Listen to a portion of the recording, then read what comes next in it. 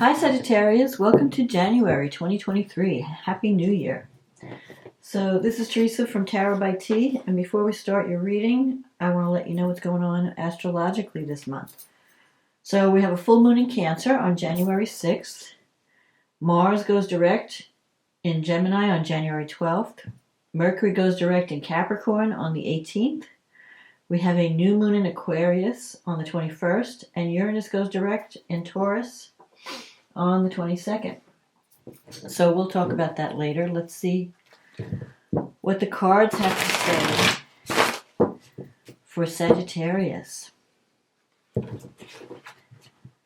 about love and relationships for the month of January 2023. What's coming up for Sagittarius? Love and relationships, January 2023.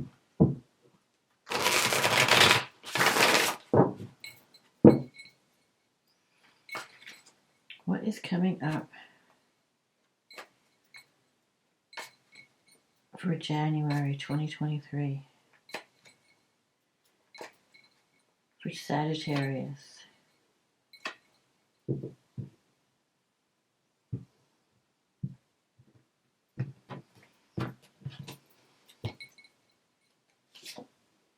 The Four of Swords, the Seven of Cups, the Five of Cups, the Justice card, Page of Swords, the Queen of Cups, the Ten of Cups, the King of Swords, the Four of Cups, and the Page of Cups. And the card at the bottom of the deck is the Ten of Pentacles. Okay, so this is interesting. So you start the month off, or the year even, with the Four of Swords energy. This is a card of needing to rest and to recover or to heal. Maybe you've been working really hard, involved in a lot of things, and now it's time to take time out to really, give your body some rest. You have the Seven of Cups crossing, so you may have more than one option in love or relationship, and you're trying to figure out what is the one that you really want. I feel like there's some kind of, like you're thinking about the possibilities, but you're not sure which one, you haven't really taken action towards any of them, or you're not sure which one is the right option to take. Sometimes when the Four of Swords comes up, it means that you're taking a break from a partnership. Maybe you need a timeout. And with the Seven of Cups, you're trying to figure out what to do. Like, I don't know what my next step is going to be. What is my next step? You have the Five of Cups as the past. And the Five of Cups is a card of regret, or feeling that like you might be going through you're coming out of a difficult time in a relationship. Maybe if you've ended a partnership, you might be feeling a sense of loss, focusing on your losses, or wishing you had handled a situation better in the past. And if that's not you, it could be your partner. It could be someone who is feeling a sense of remorse or a sense of, I wish I had handled things differently. Like you made me have been feeling like that it was instability in a relationship. Maybe somebody did something they now regret, or said something they regret. And I feel like there's a sense of sorrow or loss connected to a partnership. But it's not a total disaster, like the relationship is done. The Five says there's still hope in the partnership. You can fix whatever went wrong. You just have to focus on what's good about the relationship rather than focusing on the negative aspects of the relationship. So what is it that you were first, what is it that made you love this person or want to be with this person? Focus on the good qualities and the things that you have to celebrate together rather than on the mistakes or the things that are not, that didn't work out quite the way you had envisioned it. The Justice card is here. So this is a card where There could be, you might have felt like you were treated unfairly in a situation, or there's a sense of there could be some legal things that have to be worked out in a partnership, or you may feel that, but the higher meaning of justice is karma. So you may have gone through some situation that was karmic in nature, meaning you came together to learn a lesson or to have this experience so that you could teach, so that you could overcome it. I feel like whoever you're connected with, it's a karmic connection, and I'm not seeing it as a like the relationship is over. I feel like it's more of a timeout.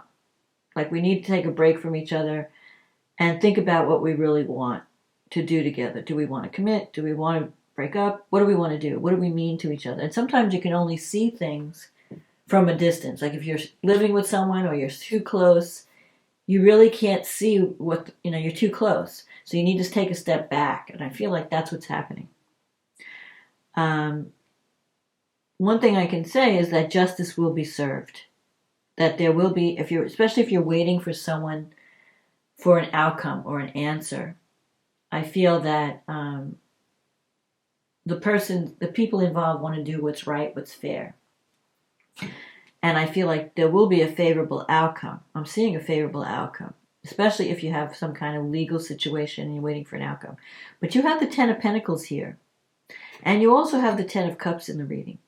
And these are really great cards. So there is hope. It's not like, this is just a temporary, if you're having a falling out with someone, I think it's just temporary. I don't think it's permanent. And I think you could get back to a place of harmony and abundance. You may have to work out some kind of compromise. There may be some, maybe you have to forgive each other, on some level. The Page of Cups, the Page of Swords, you actually even have 2 pages. The Page of Swords is about having that difficult conversation. It can be about looking more, deeply into the situation. Sometimes it can be spying. So one of you might be checking the other person out, keeping an eye on them. There could be gossip. So be careful who you talk to about your problems. Not everyone, you don't want people spreading false rumors. But usually the Page of Swords can mean there's a challenging situation and you may have to have a difficult conversation with a partner because you're trying to get at the truth. Page of Swords is looking for truth and looking beneath the surface. Like you're not satisfied with the surface interaction. You want to go deeper. You want to look beneath the surface. So don't take things at face value. Look deeper. And if you're hearing rumors or gossip, don't believe everything you hear either. Go to the source. Go to the person. Don't listen to hearsay. Because the truth might be a lot different than what it appears to be. The Queen of Cups is here. This is someone, so you could be dealing with a water sign. Possibly air, the King of Swords. I'm seeing air and water. But the Queen of Cups is someone who's very sensitive, very intuitive. Sometimes the Queen of Cups can be a little bit paranoid, thinking everyone's against them. And this could be male or female. But this person's very psychic, very compassionate. So, and I feel like if you've had some kind of falling out or you're taking a time out, I think there's a lot of love in this relationship. You have the Ten of Cups here. Ten of Cups is love. The Ten of Pentacles is someone who wants to build their world around you, who wants to offer you, who's trying to build a happy home. Because you're seeing the 2 people with the child and the dogs. This is possible for you. You could have someone that wants to have your back, that wants to contribute, that wants to offer you financial security. It's not just about wealth. The Ten of Pentacles can be the wealth card, But I feel like it's also the security card. Like, I'm here for you. I want us to have a home together. I want us to build a home and a life together with, children and pets and, where you feel safe and secure. And the Ten of Cups it's the higher quality of love. It's better than the Nine. The Nine of Cups is a wish fulfillment card, but it's more sensual, more sexual. The Ten of Cups is someone who just really loves, like, it's pure love. So you have that potential here. I feel like if you've had some kind of setback in a relationship, it can be fixed. It can be worked out, but it's going to be through communication, through having, dealing with the issues that might be difficult, getting at the truth. The Ten of Cups is in your negative thinking sector, so you might be thinking, oh, you're not believing that your partner loves you, or you don't trust it. Now, the King of Swords is someone that this is your environment. So this could be someone who's really trying to discern, figure out what's real, trying to use logic to solve a problem. So you could be dealing with someone who they may have water, they could also have air in their chart. Someone who's very logical, trying to be logical, trying to figure out, okay, what do I keep, what do I release, what's true, what's not true, what's real, what's not real. They could be in a state of confusion. So if you're not in the state of confusion about a partnership, it could be your partner trying to figure out what's right for them. The Four of Cups is in your wish fulfillment. So the Four of Cups is someone who's bored, feeling underappreciated, not valued. This could be your feelings. Like, I want to feel, maybe you're not feeling that your partner is really there for you, even though that person might be there for you, but you're feeling dissatisfied. This is a card of dissatisfaction. And you're thinking, I don't know, maybe I should see what else is out there. Maybe I should see what my other options are. It's almost like you're not getting what you think what you want from the partnership. Someone's offering love, but you're not satisfied with what's being offered. You have this Page of Cups, and that's a message of love. So I feel like a message of love is coming in. And then it's going to be up to you whether you want to accept it. There could be, because you have these two pages and the Queen with the Page of Cups, it could be that there's a child involved. I don't know if you're wanting to have children, or your partner may have a child, or one of you might be having a child. But I feel like one of you wants to have some kind of home or family environment, wants to create that. Maybe you're not sure if you want children. Maybe you're thinking, I don't know if I want children. I don't know if I want to deal with my partner's child. So that could be where the dissatisfaction comes. But I do feel that there's love here, and there's abundance. There's the potential for real love and abundance. But it's really up to you if this is what you're wanting. So you're, with the Seven of Cups energy, you're going to have to make a decision. You have to stop thinking and choose. Make a choice. Have a choice. I feel like you're going to get a message this month. Someone wants to let you know how they feel. And you may be you may need to sit down and really talk about what your needs are, what you're both looking for in relationship.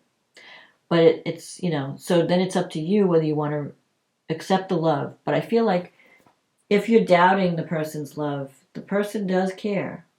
The other person cares. There's love here. So it's up to you if you want to accept that love.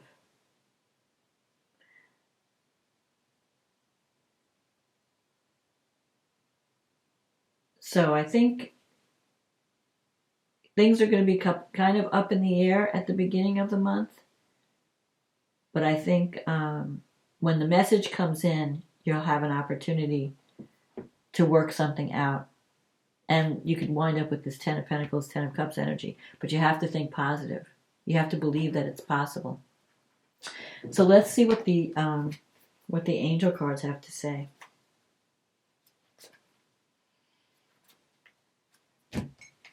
What message do you need to hear from the angels? acceptance.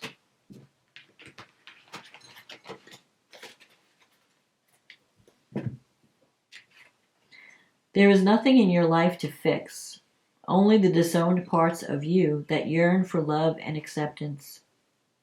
You are beautiful just as you are, regardless of any faults you may perceive you have. You are an eternally radiant being of light. Accept all that you are and just be you. When you truly accept yourself, your whole world will magically and lovingly transform. So, believe you are loved. And you're going to start to see that manifest this month, this year. So let's see what the astrology has to say. So you have a full moon in your 8th house. And it's the sun is in your 2nd house. So this is the money house. But it's not only the money axis. It's also what you value, your self-esteem. The 8th house can have to do with confronting the dark side, our shadow. So some things are being revealed. Maybe your shadow side is being revealed. And the sun and Mercury are in the 2nd house with Pluto. So your financial situation is transforming. You may get news of, some kind of positive message about money. Or you may be having some money-making ideas. The way you earn money has been transforming over the years. Because Pluto's been in Capricorn in your 2nd house since 2008. It's getting ready to leave, in another year. Or so. I think in 2024 it might be, or even at the end of this year, it might be moving. It's going to be moving into Aquarius. So you've really had major transformation about your earning capacity, how you deal with money, what you value. This full moon is going to bring all that to the surface. And because it's the moon in Cancer, it could be an emotional moon where you're thinking, what do I really need to feel loved and nurtured? Is my partner giving me that? Am I getting that from this relationship? Do I feel like I'm worthy of love? Because the 2nd house has to do with self-esteem and self-worth. And if you deep down inside don't feel like you are deserving of love, you may be pushing it away. And that's what the 8th house is going to reveal to you. How am I pushing away intimacy? What am I afraid of? Why do I push it away? So, and with Mercury so involved in this moon, I feel like talking, communicating, sharing ideas. You need to speak about it. You need to speak up about it. Or change your thinking about what you think you're worth or what you value. This moon is also connected to Uranus in a positive way. It's sextile Uranus and the sun is trine Uranus, and so is Mercury. So I feel like some unexpected message may be coming. Uranus is in your 6th house, so your work environment has been kind of up and down. But the North Node is also there. So you may have to make some change. You may have made a lot of changes over the past couple of years, trying to find greater security, greater financial security. And I feel that at this full moon, this is going to be like a culmination. So you might realize, okay, I am in a better place than I have been in the past, or I am in a more secure place. But Uranus is also going to show you what you need to do. It's going to help you to free yourself from any of your fears around earning money, around getting support from a partner, especially financial support. And support from the universe. Like, what do I deserve? Have you been settling for too little? This moon may tell you that, may show that you have to learn how to receive, that you have value and you're worthy of receiving. So, like, allow yourself to receive love and financial support. Venus is in the 3rd house. Saturn is also in the 3rd house. So and Venus is trining Mars. So Saturn in the 3rd, you're evaluating, your relationship with your relatives. There might have been some blockages to communication lately. Maybe you've had some conflicting ideas. You may think that the people that are like your brothers, sisters, aunts, uncles, they may have been, you might have felt like they were too conservative or hard to reach. But with Venus now in Aquarius, you can form greater harmony with your siblings. You can reach, you can communication should improve. Venus is trine Mars, and Mars is in the 7th house. Now, Mars in the 7th has been shaking up your relationships.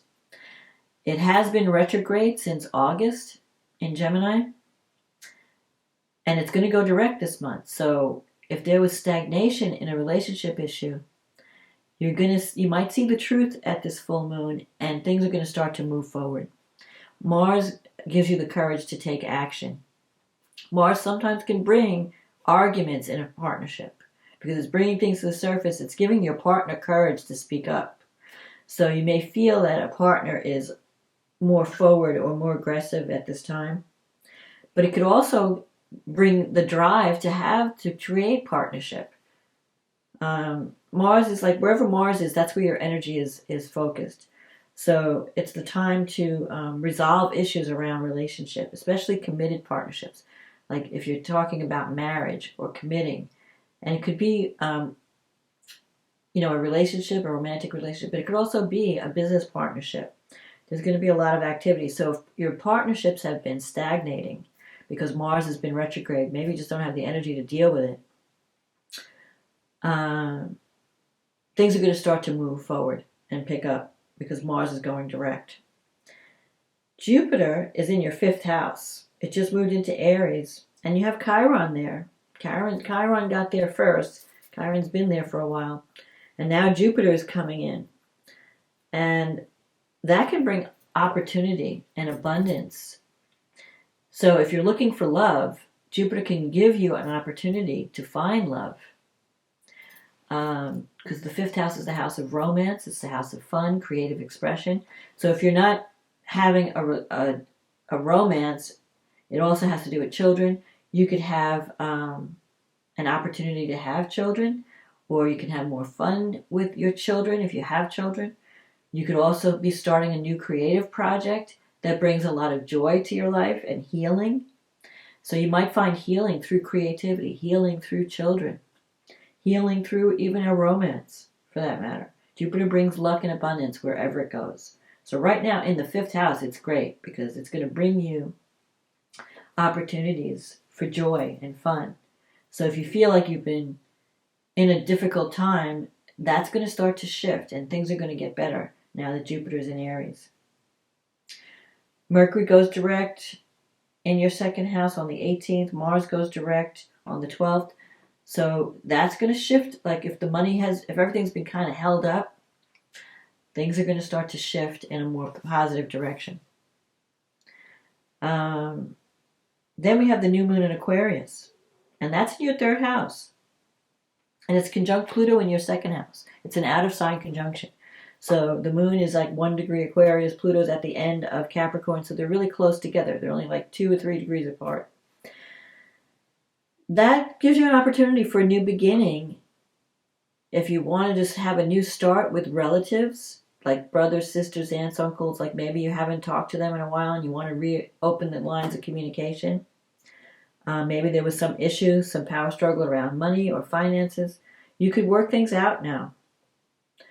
There could be greater harmony in those relationships. It's also, the 3rd house is also about communication. Maybe you have a new project, a new writing project that you want to work on, that you want to start. And it could bring in some money, some serious money. Because it's connected, or it's very powerful. Maybe you have a powerful message to get to say, or something powerful to communicate to people around you. With Mercury in the 2nd, and it's trining Uranus in the 6th, that's very good for like work matters. You could be making more money. There could be an opportunity to make more money, or you could have some ideas on how you can increase your income.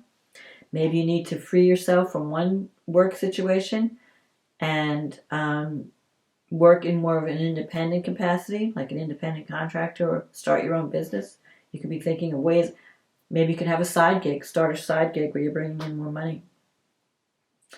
So this new moon, if you're thinking about starting anything, this is a good time to start because Mercury will be direct, Mars will be direct. You've got Jupiter in your 5th house, so you'll be having fun. But you need to speak up with the 3rd house. So if there's anybody that you need to talk to, now's the time to have that conversation. And it could change things. It can change things in a positive way. If you speak up and tell people around you what you need, communicate, whatever you're feeling, it could lead to better relationships all around. Not just partnerships like marriage or romance, romantic, but also partnerships with the people around you and your friends, your family. I think that you can manifest even your work environment because Mercury is trining Uranus from the 2nd house and the 6th house. So if you've got ideas on ways to do things better at work, share your ideas. Because I feel like you're on the edge of opportunity, where if you're not happy in a certain situation, like work-wise or financially, maybe you're not making enough money, I feel like there could be some new beginning that comes up this month around the new moon that puts you in a situation that you really love, where you're having fun, you're enjoying the work that you do. And it might have something to do with communication or social media or something like that. So that's my forecast, Sag. I hope you enjoyed this reading. If you did, click on the like button, click on the subscribe button, leave a comment. If you'd like a private reading, click on the link in the description box. It'll take you to my website and we can get you scheduled. In the meantime, thank you for supporting this channel. If you're new, welcome. Have a wonderful new year and a prosperous January, and I'll talk to you again next month. Okay, bye now.